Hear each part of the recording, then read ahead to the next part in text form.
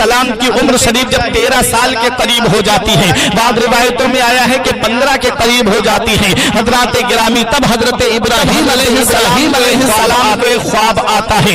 आपने ख्वाब में देखा कि कोई आवाज देने वाला आवाज दे रहा है कि इब्राहीम उठो और अपने रब के लिए कुर्बानी करो। आप सुबह को बेदार होते हैं, आपने 100 ऊंट राहे खुदा में कुर्बान कर दिए। दूसरी रात सोए तो फिर यही ख्वाब आता है, फिर आपने 100 ऊंट कुर्बान कर दिए। तीसरी रात फिर आपको यही ख्वाब आता है। आपने अर्ज किया किस चीज को कुर्बान करूं? कहा उस चीज को कुर्बान करो जो तुम्हें प्यारी है, जो तुम्हें अजीज है। आप समझ गए मेरे बेटे की कुर्बानी मुझसे मांगी जा रही है। हजरत इस्माइल अलैहिस्सलाम की कुर्बानी मांगी जा रही है। हजरत इब्राहीम अलैहिस्सलाम आते हैं, हजरत हाजरा से कहते हैं मैं और मेरा बेटा एक दावत पे जाना चाह रहे हैं, मेरे बेटे को तैयार कर दिया जाए। हजरत हाजरा ने तैयार कर दिया। हजरत इब्राहीम अलैहिस्सलाम हजरत इस्माइल अलैहिस्सलाम को लेकर के चलते हैं, हाथ में रस्सी ली और आस्तीन के अंदर छुरी रख ली। हजरत इब्राहीम अलैहिस्सलाम जब चले और जब मकाम मिना में पहुंचे तब हजरत इब्राहीम अलैहिस्सलाम ने अपने बेटे इस्माइल अलैहिस्सलाम से फरमाया,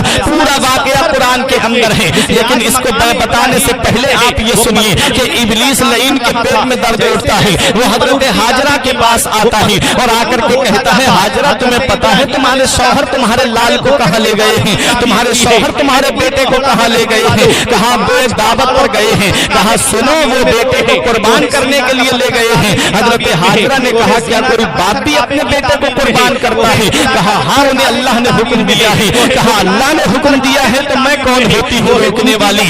मेरा बेटा इब्राहीम और मेरा बेटा इस्माइल अलैहिस्सलाम को अल्लाह तबारक व तआला ही ने पैदा किया है। हजरत हाजरा कहती हैं ये उसी की अमानत है, वो जैसे चाहे वैसे वापस ले ले, मैं कौन होती हूँ बीच में रुकावट बनने वाली? हजरत इब्राहीम अलैहिस्सलाम ने अपने बेटे इस्माइल अलैहिस्सलाम से कहा बेटे मैंने ख्वाब देखा है कि मैं तुझे ज़िबा कर रहा हूँ, बता मेरे लाल तेरी क्या मर्जी है? हजरत जब इब्राहीम अलैहिस्सलाम ने ये कहा कि बेटे मैंने ख्वाब देखा है, इन्नी अरा फिल मनामी अन्नी अज़बहुका फअंजुर माज़ा तरा, पूरा वाकया कुरान में आया है कि बेटा मैं तुझे ज़िबा कर रहा हूँ, मैंने ऐसा ख्वाब देखा है, बता तेरी क्या मर्जी है? हजरत इस्माइल अलैहिस्सलाम ने कहा या अबू इफ़अल मा तुअमरु सतजिदुनी इंशाअल्लाह मिनस साबिरीन, ऐ मेरे वालिद जिस चीज का आपको हुक्म दिया गया है आप वो काम कीजिए, इंशाअल्लाह आप मुझे सब्र करने वालों में से पाएंगे। हजरत इस्माइल अलैहिस्सलाम ने जब ये कहा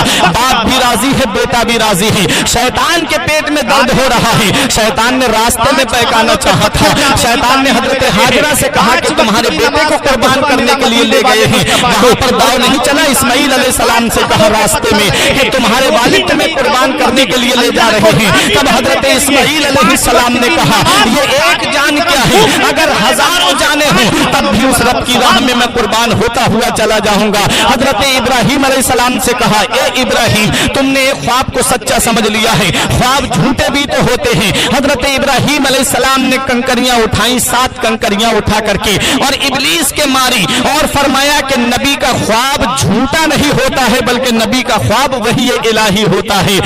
मरदूद दूर हो जा, शैतान के कंकरी मारी। अल्लाह को ये अदा इतनी पसंद आई, इतनी पसंद आई कि कयामत तक हज करने वालों के लिए ये जरूरी करार दे दिया कि जब वो हज करने के लिए जाएं तब तक उनका हज मुकम्मल नहीं होगा जब तक वो शैतान को कंकरी नहीं मार लेंगे। अल्लाह अकबर, जरा देखो तो सही, जब मकाम मिना में पहुंचे इब्राहीम अलैहिस्सलाम अपने बेटे इस्माइल अलैहिस्सलाम से कहते हैं मेरे लाल मैंने ख्वाब देखा है कि मैं तुझे ज़िबा कर रहा हूं, बता मेरे बेटे तेरी क्या मर्जी है? हजरत इस्माइल अलैहिस्सलाम ने कहा मेरे वालिद आपको जिस चीज का हुक्म दिया गया है आप वो काम कीजिए, इंशाअल्लाह आप मुझे सब्र करने वालों में से पाएंगे। अब जब बाप बेटे दोनों राजी हो गए, अल्लाह का कुरान कहता है फलम्मा अस्लमा व तल्लहु लिल जबीन, जब बेटा राजी हो गया तो बाप ने अपने बेटे को पेशानी के बल लिटा दिया। हजरत इस्माइल अलैहिस्सलाम ने अपने वालिद इब्राहीम अलैहिस्सलाम से अर्ज की मेरे वालिद आप मुझे कुर्बान करने से पहले मेरी 2-3 बातें हैं आप गौर से सुन लीजिए।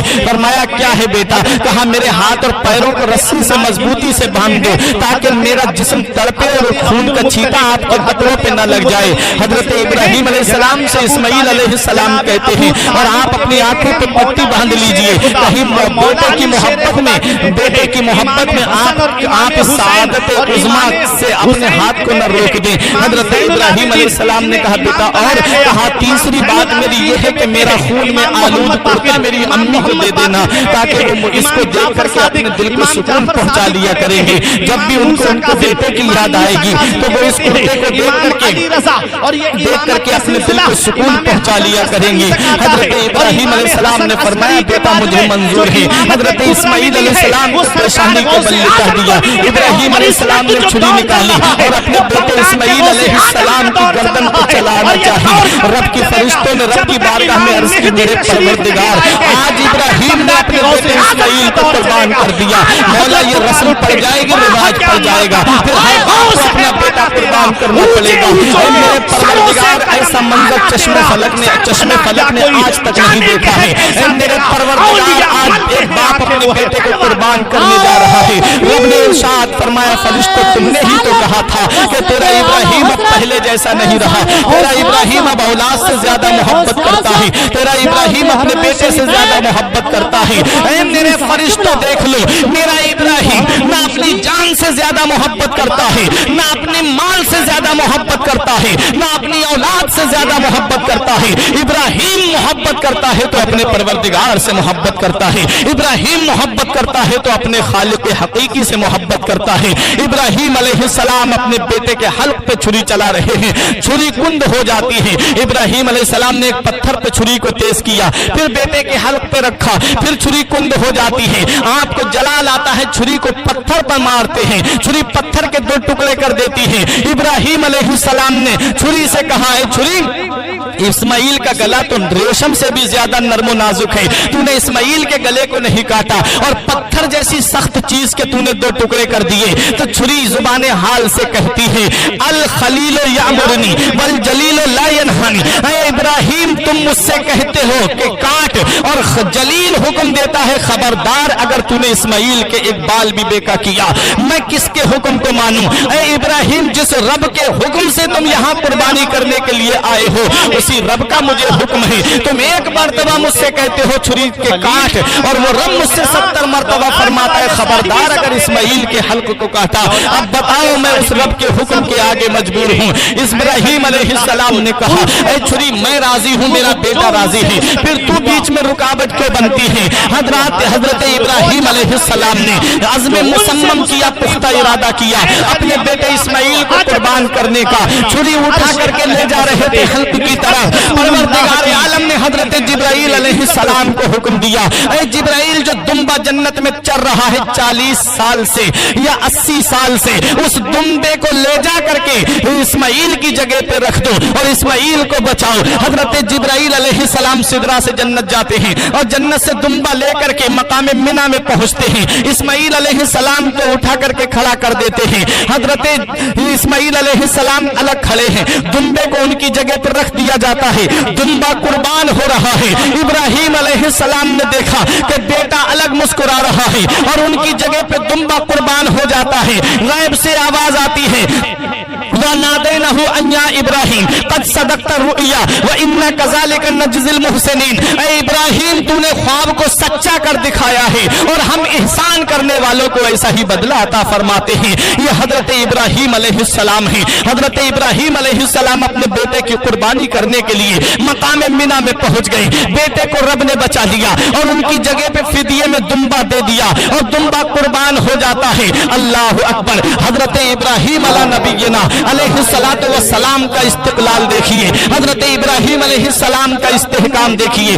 اللہ تبارک و تعالی نے ابراہیم علیہ السلام کی یادگار کو قیامت تک کے مسلمانوں کے لیے باقی رکھا ہے کہ جو مالک نصاب ہے وہ قربانی کرے، کیونکہ قربانی کا جو دن آتا ہے 10ویں ذی الحجہ آتی ہے، اس دن پروردگار عالم کو خون بہانے سے بہتر ابن آدم کا کوئی عمل پسند نہیں ہے۔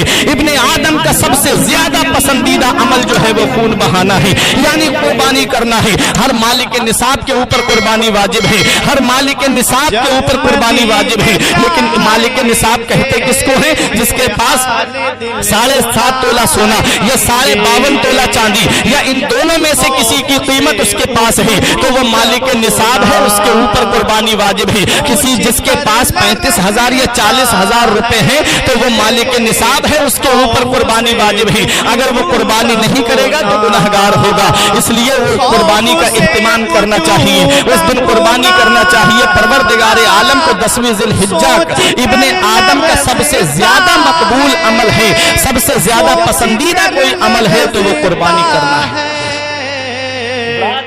तो हजरत इब्राहीम अला नबीना अलैहिस्सलातु वस्सलाम अपने बेटे इस्माईल अलैहिस्सलाम को मक्के की सरजमीन पर कुर्बानी के बाद वहीं पर छोड़ देते हैं। हजरत इस्माईल अलैहिस्सलाम जवान होते हैं और आपकी कबीला बनी जुरहुम में शादी कर दी जाती है। एक बार इब्राहीम अलैहिस्सलाम आए, इस्माईल अलैहिस्सलाम घर पर मौजूद नहीं थे। आप शिकार के लिए गए हुए थे। इब्राहीम अलैहिस्सलाम ने पूछा इस्माईल कहाँ हैं, तो उनकी बीवी ने कहा कि वो शिकार के लिए गए हैं। पूछा कि जिंदगी कैसे कट रही है, तो कहा कि जिंदगी बड़ी परेशानियों में कट रही है। वो शिकार को चले जाते हैं, घर में बच्चे हम लोग परेशान रहते हैं। हज़रात गिरामी, जब ये कहा इब्राहीम अलैहिस्सलाम ने कहा कि जब इस्माईल आ जाएं तो उनसे कहना कि वो अपने घर की चौखट बदल दें। ये कहा और इब्राहीम अलैहिस्सलाम फिर मुल्क शाम तशरीफ ले गए। दूसरी जब इस्माईल अलैहिस्सलाम शिकार से वापस आए तो आपने फरमाया मुझे मेरे वालिद की खुशबू आ रही है। यहाँ एक बुजुर्ग आए थे और उन्होंने आपके बारे में पूछा था और घर के हालात के बारे में भी पूछा था। तो इस्माईल अलैहिस्सलाम ने फरमाया, उन्होंने क्या कहा? उन्होंने कहा था कि इस्माईल से कह देना कि वो अपने घर की चौखट बदल दे। इस्माईल अलैहिस्सलाम ने फरमाया वो मेरे वालिद थे और उन्होंने मुझे हुक्म दिया है कि मैं तुझे तलाक दे दूं क्योंकि तू नाशुक्री है। हजरत इस्माईल अलैहिस्सलाम ने उसे तलाक दे दी। दूसरा निकाह किया इस्माईल अलैहिस्सलाम ने। फिर हजरत इब्राहीम अलैहिस्सलाम कुछ दिन के बाद वापस तशरीफ लाए। आपने पूछा चक्कर लगा रहे हैं इन पहाड़ियों पे, वो भी दौड़ रहे हैं। हमने कहा कि ये तुम क्यों चक्कर लगा रहे हो? कहा यहाँ हजरत हाजरा दौड़ी थी। हमने कहा वो अपने बेटे के लिए पानी तलाश करने के लिए दौड़ी थी, तुम किस लिए दौड़ रहे हो? कहा हम उन्हीं के तरीके को अपना रहे हैं, हम उन्हीं की यादगार मना रहे हैं। हमने कहा वहां मना कर रहे थे, यहाँ मना रहे हो। जो सुन्नी है वो खुश होके कर रहा है और वहां भी मजबूर होके कर रहा है। पूरा हज अल्लाह वालों की यादगार है। अब आओ जरा देखो, ये शैतान को जो कंकरी मारना है ये क्या है? कमीज मार क्या है? ये शैतान को कंकरी मारना। 3 मकाम पे कंकरी मारी जाती है। हमने कहा यहाँ कंकरी क्यों मार रहे हो? कहा कि ये वो जगह है जहाँ 3 जगहों पे शैतान हजरत इब्राहीम अलैहिस्सलाम के पास आया था और आपको बहकाना चाहा था। आपने तीनों मकाम पे कंकरियां उठा करके उसके मारी थी। उस जगह पर आज एक मुजस्समा बना दिया गया है, वहां पर जाकर के हाजी कंकरियां मारता है। वो भी कंकरी मार रहा था। एक शायर ने बड़ा अच्छा नक्शा खींचा है। हज अदा करने गया था एक नजदी अब के साल, संगरेजी के लिए उसको मिना जाना पड़ा। एक कंकर मारा ही था, कान में आई सदा, तू तो अपना आदमी है, तुझको ये क्या हो गया? ऐ मेरे अजीजों, सुन्नी है मसरूर होके कर रहा है और वहां भी मजबूर होके कर रहा है। पूरा हज अल्लाह वालों की यादगार है।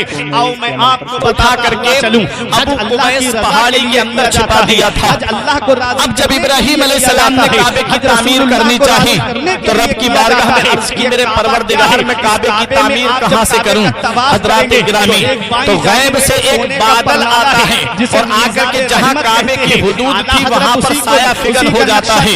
हजरत इब्राहीम अलैहिस्सलाम ने समझ लिया कि यहाँ काबा तामीर करना है। परवरदिगार आलम ने उस बादल को ये इनाम अता फरमाया कि बादल को हुक्म दिया कि ऐ बादल, जैसे तू काबे के साये में साया फिगन हो गया है, ऐसे ही तुझे ये इनाम मिलता है कि जब मेरा महबूब मक्के की सरजमीन पर आए तो जहाँ जहाँ मेरा महबूब जाए तो उसके ऊपर साया फिगन होता हुआ जाना, तू उसके ऊपर साया करते हुए जाना। वो बादल का टुकड़ा मदीने वाले मुस्तफा पे साया करता हुआ चलता था।